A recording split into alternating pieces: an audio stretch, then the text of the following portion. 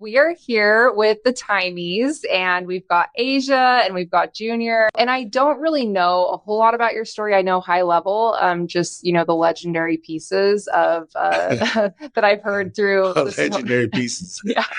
It's been a while. You might gonna have to play, let me know about those legendary pieces. Yes, yes.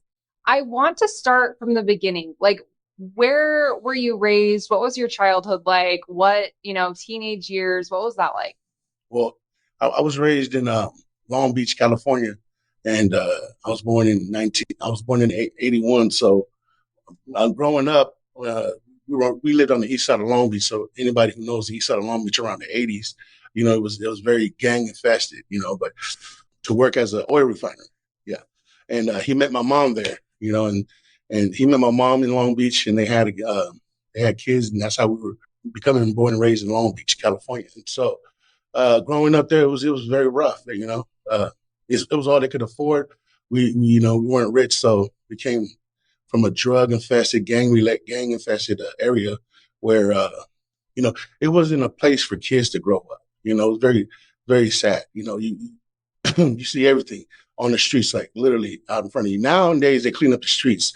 People think that it's worse here, now, but then it was in your face. You'd go outside, and we grew up with my mom and my pops. And What was your relationship with your parents like? Do you feel like they tried to?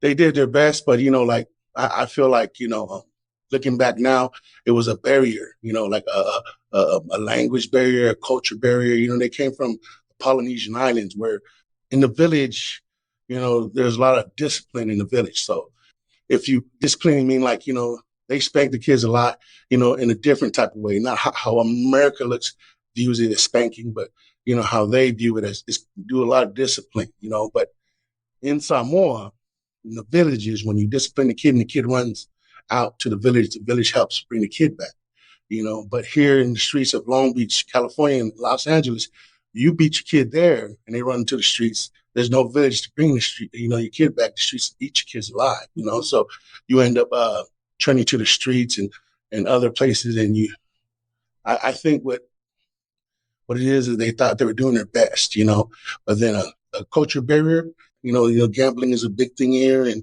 a lot of the influences that America has that they don't have on the islands really, really took to them to the point where I'm not saying they neglected, but they spent a lot of time like in other places besides the home, but they expected you to be on your P's and Q's and in the home. You weren't raising yourself, but at the same time, you were kind of like raising yourself. Yeah. You know what I mean? Like, mm-hmm. And so, all the Samoans and the Polynesians that live in that time, they know exactly what I'm talking about. And so, yeah, and that was basically our life, just dealing with a lot of child abuse, and then shortly after that, about 2 years later, me and my younger brother joined the gang, which was actually enemies of their rivals with my sister and my brother's gang, which a lot of my other family, I grew up in a family that was gang infested. Like it was just, you just knew what you were going to do when you grew up, unless you were good at sports or, you hear those scientists and those great tennis players, they all come from the ghetto. Unless you're one of those talented people, you're just the ones that are left behind that don't have any other talents, and so therefore the streets becomes your playground and your talent, and so that's what happened, so I grew up in the streets of Long Beach, after my dad got locked up, and we didn't have a father figure. My mom God bless her heart, man, she couldn't control us, believe it or not. I feel like I never could admit it when I was young, but I felt like where's God at in all this? You know what I mean? Like I always wondered about God because, I think I knew I believed in him. I go to church and I look for answers because it was so chaotic in my household. I even like at one point when I was 9 or 10 and there was some dramatic drama going on in my household and abuse was going on very hectic at this time. And I put myself in the closet and I closed the door and I prayed, you know what I mean? And asked God, if you take us out of this situation, me and my mom and my brothers and sisters, you know what I mean? I'll give my life to you, but we learn as we grow up, it's not in our time. We have to go through the things we have to go through to learn these things, and you don't understand it till you live life and you help people out and you see. So as a young age, I've always had them on my mind, even though I went through stuff and did bad stuff. It's funny because as a youngster, when I did bad stuff, as I got away with it, the first thing I think about is, dang, how was that guy just robbed? That other guy just dropped off at the freeway after we jacked his car. My heart would go instantly to regret. And I don't know if any other people who were in gangs felt that way, but I know I've always did. And I know that anybody who are in gangs that are in the ghetto, if they have somebody take them and say, hey, look, I'll take you out of the ghetto, they'll take it in a second. People think that this life, that we lived, like a lot of gangbangers in the 80s and 90s lived, that choose to live that. But I tell you what, if I had a chance to get out of there, I would have took it. I always tell my wife that, how missionaries go on missions. Yeah. If I would have knew that, I would have been in a heartbeat. I don't even know what this religion is, but take me out of here. So we grew up, going in and out of juvenile hall, and then eventually to group homes because my mom couldn't control us, and the system saw that, so took us away. We went to my auntie's, for a little bit, and she helped us. She helped us. God bless her heart. She just passed away last year. Mm-hmm. Yeah, she helped us. She was like my second mom, She helped us as much as she could, to the point where as we were getting older, I felt like we were catching on to how to be good. It's those weekend calls with mom, going to visit mom and seeing the freedom that we had over there as opposed to my auntie's house. So we literally just, I ran away from the system and then back to my mom, just illegally and didn't get caught until I was just too old enough for the system not to, there's nothing they could do for me. I was awarded the state. So if anything happens to me, it's prison or juvenile hall, no more group home handouts, no more helping me out, and that's when I met my wife. How old were you at that time? When I met my wife? Yeah.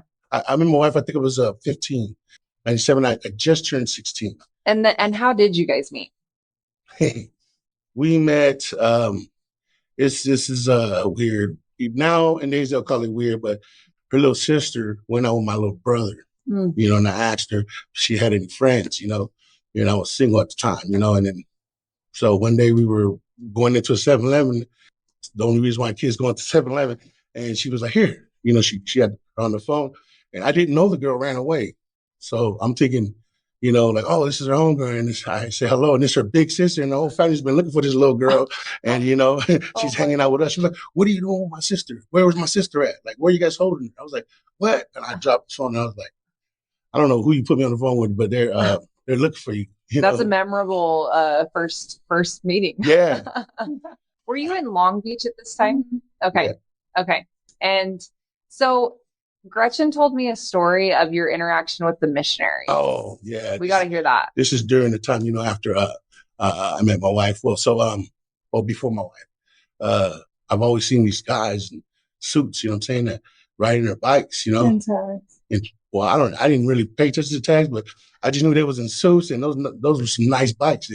And the block they took was our block, and we were just well known for nobody's going to ride down our block with a brand new bike and just survive through it. A missionary rode by, and I just I clipped him off his bike, and he fell, and I took the bike, and then he said, you can have it, bro. You know what I mean? And I grabbed him, give me your backpack, and I opened up his backpack. All I seen was Jesus Christ on these blue books. And I was like, oh, snap. And he was like, you can have it, can I share a message? This dude's scarred up. I don't know who he was. He was scarred up. He was like, you can have it. Can I share a message with you? And I was like, oh, you church people. He's like, no, it's fine. You can have all that. Can I share a message with you? I was like, nah, I zipped the back. I was like, oh, my bad, man. I'm sorry, man. He's like, no, that's good, man. I'm cool. The other elder just took off. He didn't stop. But he was like, you can have all this if I could just share this message with you. I was like, no, I ain't got no time for none of that, but I'm sorry, man. I know who you are now.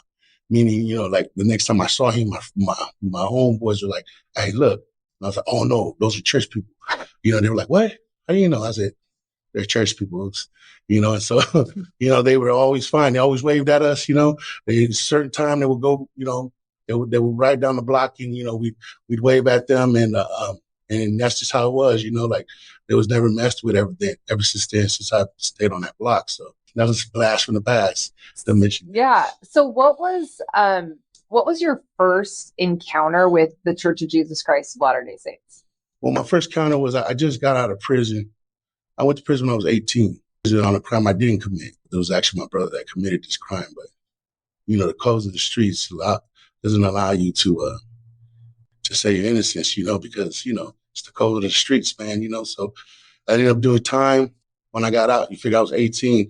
We moved over here to Utah, and before I got out, I heard about this, Mormons, and my cellie, he was actually Tongan, and he was telling me about the Mormons and their belief. And I was like, because I was a Muslim at the time, and I told her, I was like, you're not going to convert me. I freaking like soda. And, and I don't know what you're talking about, not watching TV on Sunday. She didn't never say none of this. It's just, I heard it from him because he grew up a member. And I was like, so I don't know what you're talking about. And then my wife she reassured me. She was like, I don't know what whoever's telling you, we're just here to just help you get better. That's the first thing. You're trying to, like, your future tripping, just go one step at a time. So we got to the house. I'm telling you this because this is my first night here in St. George. We sat down to eat, and my wife said to say a prayer. And my daughter, she's my oldest daughter now. She has my grandson. She was 4 years old. She actually said a prayer. Now, the prayers I'm used to, is the prayers I've been to almost all the religions, So I know prayers. There's prayers you memorize, and then there's prayers that kids give, little kiddie prayers, and then there's prayers that the pastors give, very strong spiritual prayers, And so what I was expecting from my daughter was just a little kiddie prayer. So I closed my eyes, and I was waiting for her, and the first words that come out of her mouth was, "Dear Heavenly Father," As we bow our heads today, we are grateful for the bless the food. And I open my eyes and I'm looking at this little girl, "Dear Heavenly Father." I never heard a kid say something like that and mean it so much. And it spiritually it just grabbed my soul. And I was like, when I was looking at my daughter saying the prayer, I was amazed, and my heart was I just couldn't breathe. And then I looked at my wife, and she nodded her head at me, smiling, because she knows where my life comes from. As much as I wanted, I should have called upon him. I never did. This little girl does it every day. Who knows how far it is, but I'm gonna tell you a story later about my daughter. But when she said that prayer and the prayer was done, we were eating, and I took a second to take it in, and I asked Mom, where did she learn this prayer? Oh, they teach it to them all the time at church. It's a church. What church? Because I just knew wherever taught her how to pray like that, wherever that place is, I need to go there. That's what my heart told me, you know what I'm saying? And she was like, it's the church. I said, the Mormon church? She was like, Church of Jesus Christ Latter-day-Saints. I was like, that's the church, man, And the funny thing is that something in me before I got out of prison just wanted me to be healthy. So I quit smoking just on because I like to I did a lot, bodybuilding workouts. So I just quit smoking at the ending of my term for no reason, just like because I wanted to. And for myself, my reasons was I wanted to be a bodybuilder.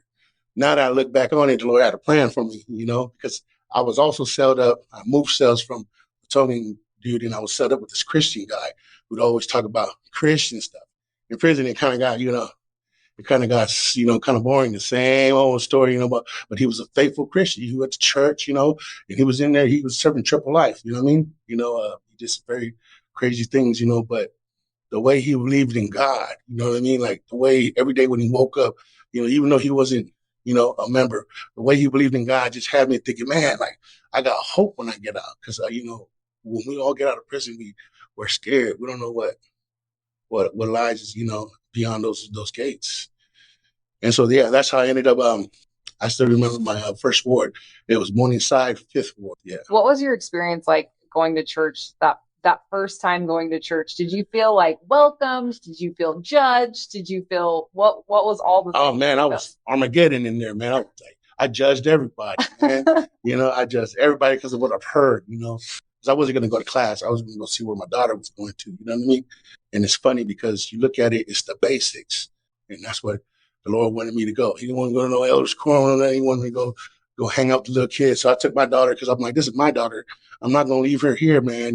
Like, I don't know what these people do to kids over here, But when I went in there, they sang this song like it's my favorite song, still to this day. It's the Rainbow song. I call it the Rainbow song, Yep. And when I heard that song, I immediately told my kids to come in the room and sing that song to me, again. And they sang it and they sang it. And we all cried when they were singing it. They sang it to me and I just sat on the bed. And that's the song. And it took a couple of songs because they didn't know what I was talking about. And I was like, the Rainbow Song, when I heard that song, and I was just in. The next Sunday, I came in, I met a fellow by the name of Nale Fakahua. He was a Polynesian, but not of any type of Polynesian I've seen before, because the only ones I've seen were gangbangers or OGs. Like you can feel the strength of Satan, real strong when you get around them. This was a different Polynesian. I did not know this man in this ward, way out here in Utah, was from the same ghetto part of California, but northern. He's from Northern California, Fresco. So I didn't know that he knew automatically what I was just by looking at me, and he knew exactly what he was going to do. I'm talking, when I tell you this, I was in elders quorum, and I just got out of prison, and I think about 2 weeks later, I'm doing family home. I'm doing family. What is that? Home visiting. Home visiting teaching. You know, and I didn't know what it was, but this man had me doing home visiting. So I went home teaching with this brother. I forgot his name. It's been years. And so this brother, I hope he hears this, man, because I forgot his name. I forgot your name, man, but I always remember you because this brother right here. So 2 years later, I'm driving. I'm out that ward already. We're over here with your mom. I just let your mom and them, and I'm driving, and this cop just telling me, like, oh, goodness. And then he pulls up, and then he's pulling up right behind me. And then I was like, dang, I tried to slow down, but I can't because I'm gonna hit his bumper. I was like, what am I doing? Going too fast? Going too slow? What's going on? And he pulls up on the side of me, and he was like, what's up, brother Taimi? And I was like, oh my goodness, that was my home teaching companion. Like, all I was thinking was, now they knew I did not like cops, and he hooked him up with me. Like, I didn't never knew he was a cop, but like that for some reason that just didn't, I had a big. I know I'm all over the place with my story, but I had a big hate towards cops, for my brother being murdered. My brother was murdered, and my cousin and my two cousins. So there was 12, 13, and 14-year-olds, killed in a car accident. So I just blamed a lot on the cops, but meeting that guy right there, that he gave me a whole outlook on cops and who they are. And my love for cops has just been like, since I've been working with the youth, and all that, like I know that without the cops, there is no working with the youth. So we have to go hand in hand with them. So, yeah. Tell me a little bit about your baptism and how, what led to that and what that looked like. Okay. So I was taught by this big old, this big, tall 7-footer. They sent two big, tall 7-footers to my house, and I chased them away. That first time we met, I don't even know their names. You know what I mean? They just we didn't get to sit down much because what I did was, I said, they're going to teach me about the Bible. I'm going to teach them about the Bible because I knew I was Muslim for 6 years, man. The whole time I stayed in prison, not only that, I had experience in all the religions, my mom was a Catholic. I grew up a Protestant, I went to church with the Baptists. I was in Assembly of God. You know what I mean? I tried it all, man. I tell you what.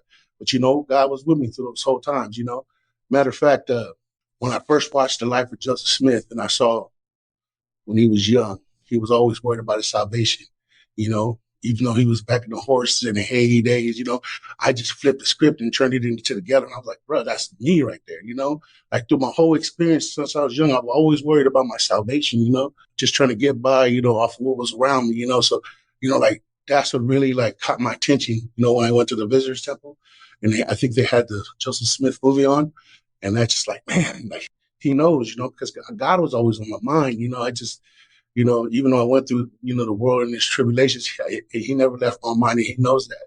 So fast forward, it's in the next set of missionaries over, and there was a missionary by the name of Kapishka and Elder Christians, and they came and they would teach me. I would give a lot of pushback, and I could tell Elder Kapishka was, he was a little bit on his seat, he was, I don't know if he was getting, agitated with me, but one thing he did, this man, this young man, he's a young man now, and his father's one in the 70s now. So this young man right here, he any question I had, and I'd always question him, he didn't have the question for it.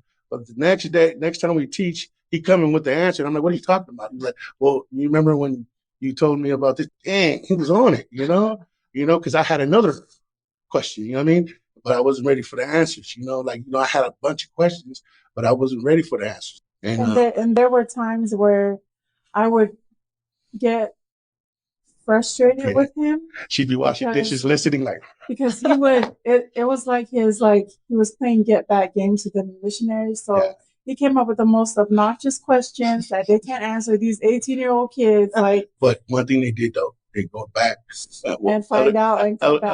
Elder Kapishka would go back and find some. Well, Elder Christiansen, he left in the middle of that, and Elder Liao from Brazil came. Picture this now, okay? Joseph Smith having that vision, in America. Who would know that German and a Brazilian will be teaching a Samoan here in the United States? How far this comes, Mhm. And if that ain't real, I don't know what else. I don't know how you can twist it and look at it and say it's crazy, because look at how far it came. These are different countries coming together here in America. Nobody could predict that. Every hardness I brought, he was just, like more loving. He was just tripping out. The tattoo guy is here listening every time. I'd make them food, I'd feed them, and they know it's coming. After the feeding, we're gonna go, over here and battle scripture. You know what I mean? But when Elder Liao came, it's his love too. It was Elder Kapishka's Firm teaching. firm teaching. Mhm. He never let go of a question. If he didn't have it then, he'd always come back and show it to me. And it was Elder Liao's love, his unconditional love, because I pushed the buttons, man, and those two was a combo. Elder Christiansen, he did a lot too. And there was also an elder by the name of Elder Kafusi. He came right afterwards, and he was great too. But so it was Elder Liao and Elder Pishka. They were talking to me, and so we went through the lessons, and it got to the part where eternal families come. And they said, so we want to talk to you about eternal families. And then I started to get upset with them, because, like I said, I went to prison, and in prison, I lost my mother. She passed away while I was in prison. And I didn't know, until I got out of prison, I went to her grave and saw my mom. And before I left prison, before I knew my mom passed away, I knew I was going to change. I knew I was going to make my mom proud. I knew I was going to make my mom proud. And I know I wasn't going to do the things that I've been doing. I knew that already. This is the first time in a term from juvenile hall, all the way up to prison. I didn't say nothing to nobody. Before I used to talk to my friends in prison and tell them, how I'm going to change. This is the first time I did it. I just act crazy all the way till I got out of prison. Guards thought I was crazy. They thought I was going to come in, but I knew exactly what I was going to do. I knew that this would be the last time I come in here. But I just didn't know that God was going to be in my plan. And so I lost my mom. And then here's this guy telling me, about eternal life, you know what I mean? And how families can be together forever, and that didn't make sense to me, because, my mom is gone. You know what I mean? Who are you? You little kid. You a little kid. You don't know nothing. You got your mom and your dad, man. You telling me that families can be together forever? And I told him families can't be together forever. You mean tell me you can make my mom be with me forever? You should have seen. That was about the first time I seen Kapishka lit up. You know what I mean? Because I'm mad. I'm almost crying. This is emotional for me. And this guy wants to smile finally, But I didn't know what he had in store for me, but he had a message. He said, yes. I said, how? Tell me how. And he started to proceed to tell me about a plan of salvation and about the temple work and about, how if we're worthy, we can do the work for the dead and we can have them still to us. And it's now, mind you, this was about 3 months into my lessons, and I knew I wasn't going to get baptized. Once he was done off of that, I said, when are we going to get baptized? And they were shocked. They blinked. They were pulled back. They were like, what? Like, wait. I said, when are we going to get baptized? If what you're saying is true, that's what I want. I want my mom to be back in my life, because the life that I gave her wasn't fit for a mother she was a good mother, She didn't have she may not did all the right steps, when she was a mother, but we never went without, what I mean? We never went hungry, she always looked out for us, even when she knew we were bad kids, I wanted it back because, I was living these years, these first days without my mom, knowing she's not on this earth. And it was hurting, I didn't get a chance to breathe. As soon as I asked them when we would get baptized, this is another thing that really confirmed to me about the church. They said to me, they didn't rush a date. they said, okay, you ready to get baptized? I was like, yeah, okay, what's the date? Usually any church that's just eager, okay, we're going tomorrow. I'm saying take you to the river, dip it down, But they're like, okay, before we set a date, we want you to do this thing called the Moroni challenge. I was like, what is that? And they were like, well, we want you to get on your knees and pray and ask to see if this is, the truest church. I was like, you guys just told me this is the truest church, man. And I got to go ask, And they were like, no, we want you to find out for yourself. We can tell you anything. We tell you the sky is blue and yellow, when you die, but only you can find out. Only you want to give you that challenge. I said, so if I pray and I don't feel nothing, can we still get baptized? I was like, just try it out, Brother Taimi, And I tell you what, when I said the prayer, it took me, I had a lot of stuff to do, when they give me this challenge, so my life wasn't like standing still, but I did every day because since being with them, I prayed before I went to sleep. I never did this my whole entire life in any religion, but I prayed before I went to sleep. I prayed before I got up, to go to work. Even when I was late, I prayed for that morning prayer. And all these things make sense now, but in the life that I live seems so far away, and so praying to ask them about this was nothing to me. But what I didn't know was the challenge of like really asking, becoming like, that's what they say, like that little kid. Because when I was that little kid looking for God, if he would have shown himself, like I'd have been ready, you know what I mean? But as I grew up as an adult, I don't think I'd have been ready for that type of, interaction because I wasn't ready. I was doing bad things, but you have to become like a little child, that meek, like a little child, so you can understand when you do have that feeling, that it's the feeling of confirming, the warmness in the belly, I don't know what it's called. I had shiverings, the feeling I felt, I can never deny it, no matter what. Even through these days now, even now when they come out with new stuff on the internet, I go back and I said, but that feeling, you can't take that away from me. I don't care what you say, that feeling, there's nobody can take it away from me. Since being a member of church, some of my kids fell off, they, I wish I could say this was a happy story, that I get into church. My family lives happy forever, but this is real life. And in real life, you have to go through, like Joseph Smith being in the jail. You have to go through it. The Lord told him, but if you endure it in the end righteously. So right now, as we speak, I'm enduring it. The devil's working in my life so hard right now. With all the positives that's in my life, he concludes a lot of the negatives, What I don't do is complain about the faith that I don't have. I hold on to the faith that I do have. And I hold on to it dearly because not only of the feeling, that I had, but, I know this church is true. I've seen it. I've been through so much stuff that the worse it gets, I just endure it, to the end righteously. And I come out of it better. As opposed to when I used to be in the ghetto and going through that stuff, it just felt like he was doing it all alone. While going through it, I don't feel like I'm alone, I mean, I'm going through the blazes and I'm over here doing podcast interviews, you know what I mean? And I still feel good, I still go to church. We're in the Tongan ward now. And but going back to where I was at, I felt the spirit, it took about 3 to 4 weeks.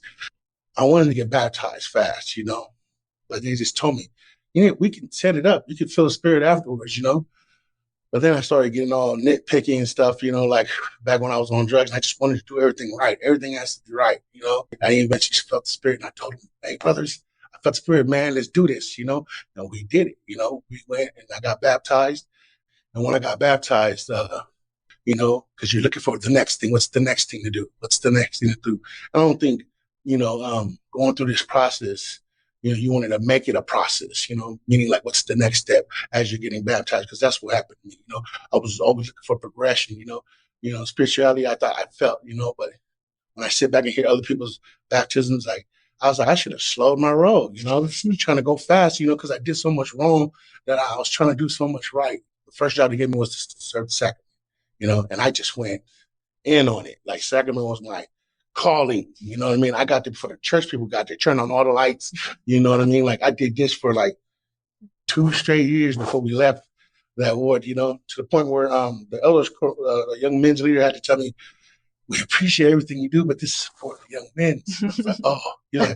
Yeah, because they can't beat you here. They always try to beat you here, but you're here and you're doing all of it. I was like, oh, they had to they had to rip me away from there. And I was like, I almost heartbroken, but then they showed me that we have other calling. And so as I was getting, lost in the callings, Bishop Pastor was like, I love what you're doing, man. So did you get the sit in the temple? I was like, the temple. That's why I got it.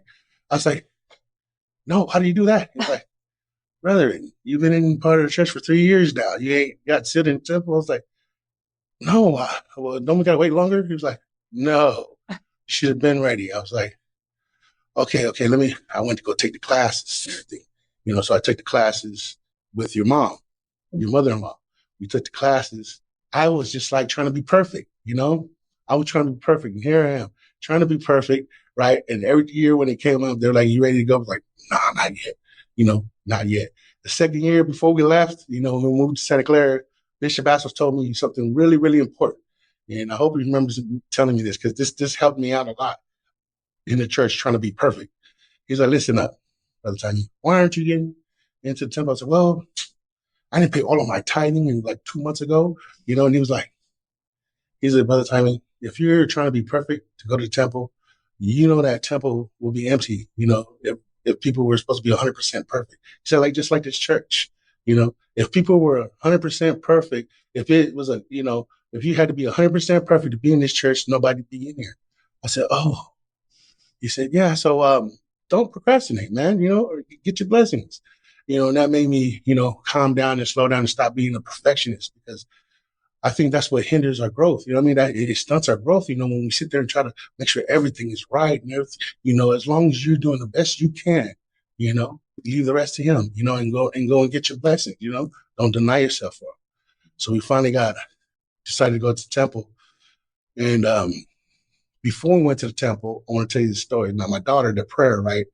She comes to me my first Christmas out, and she says, she said, I want a sister. And I was like, well, sweetie, you're going to have to pray for one, because my mom was like, we're never going to have no more kids. She's like, okay. Well, next December, guess what happened? She had a baby sister. Oh my gosh. You wouldn't believe that, but that is Wow. some serious stuff. So we're going to the temple. My daughter is just like, she's a little baby. Now, this girl, when she was little, she knew when the water and the bread came, she would shake. Like the whole church would hear her. She'd be like, she wanted the water, she wanted bread, and everybody would feel the spirit so much. This girl, but they don't know, man. My daughter loves to eat. She can see food a mile away.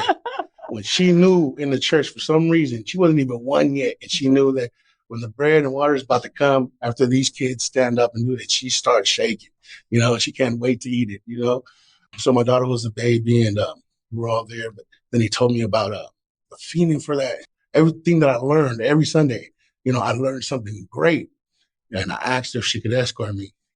Well, they love you, and I know that moment meant so much to her.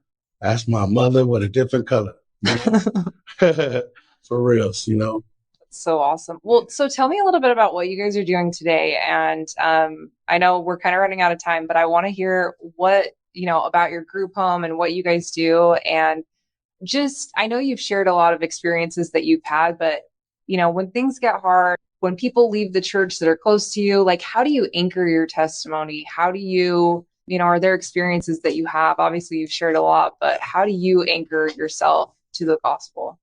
People close to me left the church. You first get that feeling of upsetness, like how you were getting let down when you were back in that life. When you live that bad life, you can always say, can't count on them. So you automatically have that feeling. It comes to you, but at the same time, what I do is I just go back to the things that kept me rooted. My son, he was born autistic, and a doctor said that he'd be limited with a lot of things, and that he need medication, he need special education, and all this and that. And my wife told me, I told her get medicine for the kid, this is before I was in prison still. She didn't tell me this, but she trusted and leaned on the Lord, and she just had her father, who was ex-bishop, he gave him a blessing, and that's all we left it with, a blessing. and a kid with autism, autistic. We didn't give him no medicine. This kid grew up it was very hard to raise him because I raised him normally. He didn't know he had autism until after he won his football state championship that he played on the football team, which the doctor said that he would never do. Even till this day, how he lives his life, it's normal. You couldn't even tell he had autism until he tells you. But his health never faltered. His mentality never faltered. He said when he got baptized, he saw little angels. This is the kid when I got him out the thing and we wiped him down, and I was in the thing with the stall with him, wiping him down. My son told me he saw 4 angels hovering over him, and they were all cheering. I said, son, don't play with me, man. This is not a good time to play. Can't tell lies in church. He said, no, Daddy, it was 4 of them. And they were circling me as I went down. And when I came back up, they were cheering for me, They were cheering for me, Daddy. And I was happy for us. Those moments right there, you could never take those moments out. If the world stopped and ended and the devil came crashing down on this earth, I still believe, these things you can't take from me, And so we have to draw upon our spirits, our spiritual moments that we have to remind us why we're doing this. Members are going to fall off, and it's going to be members of your family that you would never think, your patriarchs or whoever it is, they're going to fall off. I'm going to tell you a quick story real quick. Yep. A missionary who was about to leave the church came and told me, he said, I can't understand this. He's fresh off his mission. And I think he was going to tell me a spiritual story, but he told me a story about a man, out there in California in a rich neighborhood, a very wealthy man, that none of the missionaries want to go visit because on Christmas days when they try to visit him, he slams the door on them. He used to be a stake president. And he opened the door, and this missionary was a tall Polynesian kid, and he's just surprised to see somebody other than some white kids. He let them in. And he could tell the Polynesian kid had a lot of questions on his mind. As they were talking and they're happy, Polynesian kid asked the man, well, what happened? You're successful. You were a stake president. Why did you leave the church? And he said, I'll be back. And he went in. He went back and he went to go grab his patriarchal blessing. And he brought it out with the picture of his wife. He said, this is my wife. She had terminal cancer last year. And she was going to die. But I knew it wasn't wrong because in my patriarchal blessing, it says that she will be with me, the second coming of the Lord. And he sat there while his wife was dying and just held on to that piece of paper, this piece of paper is what I believe in. Nothing's going to, she's going to make it through. And he said, and she died, Junior. So, what's this say about patriarchal blessings? As soon as I heard that, and I'm not trying to say I have vision, but bam, an explanation came, the devil, has the power to bruise man's heels, regardless if it means to get through you with something that you believe in so greatly, something physical, the Lord said there's no idols for him, anything, that you put precious before him, even your family members, that is a sin, he's supposed to be the number one man you love, but he loves families are forever. They're important to him, but you put him above all that and he will bless your families. And so that's, one of the reasons why, receiving, I feel like revelations, Yep. receiving explanations of why this and that, I'm good with it. And if anybody asks me about it, I always tell them my experience. Mm-hmm. How could you, because of the blacks? I even had a revelation of that because I almost left the church, but I did. That's for another story because we don't have a lot of time left. But, trust and believe, I had a revelation on that, and I came home and I was so happy. My wife was happy. I explained it to my kids and they were happy, But with our friends about the group home. Oh, yeah, the Moyais. We teamed up with them and opened a program out here, St. George chapter. They have a few homes out there in Salt Lake area. The same goal is to help struggling teens, and in return, it helps us on a daily basis. Yeah. It's a great reminder that we have a purpose here on earth. And our different approach from other programs is this approach is squarely on, we're treating these kids like children of God. We're not treating them like how do you say, criminals or specimens or clients or whatever you call them. We introduce them to people as our nephews. We're all family. We're all family in the eyes of God. So, these guys, we give them the same love we give our kids. You know what I mean? And how we treat them. And me and my wife, we've always had kids in and out of our house. Always. Whether I didn't like it a lot of times, and whether they succeeded or not, they were in there. We went through the gridlock with them, and they left, and they're living their lives. Most of them, they did a good job, and so when this opportunity came, it was no doubt, it's just like doing the same thing at our house, but we're actually doing it legal now, helping people, legally, and so awesome. Yeah. Well, you guys are amazing, and thank you so much for sharing your story with us. The spirit has been so strong here, and I just appreciate you so much and your testimony. So thank you so much for doing this. Thank you for the opportunity. Thank you. Thank you so much for being a supporter of the Comeback Podcast and listening to our episodes. It would mean so much to us if you would like and subscribe to our YouTube channel. It helps other people be able to find us, and we want to share this message to everyone.